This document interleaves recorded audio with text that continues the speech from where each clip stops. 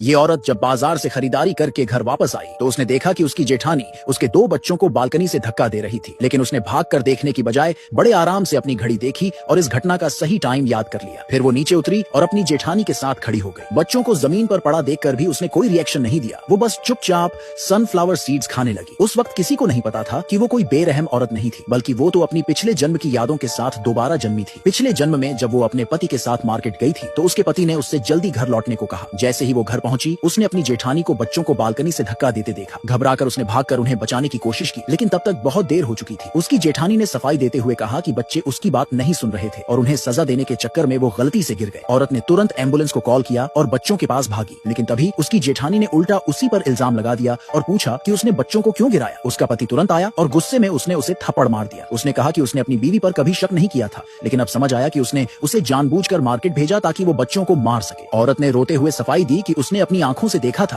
कि उसकी जेठानी ने बच्चों को धक्का दिया, लेकिन जेठानी ने रो रो कर कहा कि वो कभी अपने बच्चों के साथ ऐसा नहीं कर सकती, जिससे औरत के पास कुछ कहने को नहीं बचा। तभी बच्चों के असली पेरेंट्स भी वहां आ गए। औरत ने खुद को बचाने की बहुत कोशिश की, लेकिन उसके ही पापा ने घर के सीसीटीवी कैमरों की फुटेज निकालकर उसे बच्चों की कातिल बता दिया। वो पूरी तरह सदमे में थी। उसके बड़े भाई ने गुस्से में चाकू उठाया और कसम खाई कि वो अपनी बहन की जान ले लेगा, और फिर अपने ही परिवार के लोगों के हाथों उसकी मौत हो गई। लेकिन किस्मत ने उसे एक और मौका दिया और वो मरने के ठीक 1 घंटे पहले दोबारा अपनी जिंदगी में वापस आ गई, उसी बालकनी में। इस बार भी उसके पति ने उसे जल्दी घर लौटने को कहा ताकि वही सीन दोबारा दोहराया जा सके, लेकिन इस जन्म में उसने पहले जैसी बेवकूफी नहीं की। उसने जानबूझकर मार्केट में टाइम पास किया और अपने सारे शॉपिंग बिल संभाल कर रख लिए। उसने टाइम देखा, बच्चों के गिरने में अभी 30 मिनट बचे थे। उसने फिर गौर किया कि उसका पति और जेठानी किसी कोने में खड़े होकर धीरे धीरे बातें कर रहे थे। तभी उसे समझ आया कि ये दोनों मिलकर उसे फंसाने की प्लानिंग कर चुके थे। इस बार उसने ठान लिया कि वो घर नहीं लौटेगी। उसे पता था कि अगर वो वक्त से पहले घर गई तो उसके ऊपर वही इल्जाम लगेगा। जब सही वक्त आया तो वो घर लौटी और इस बार उसने अपनी जेठानी को बच्चों को गिराते हुए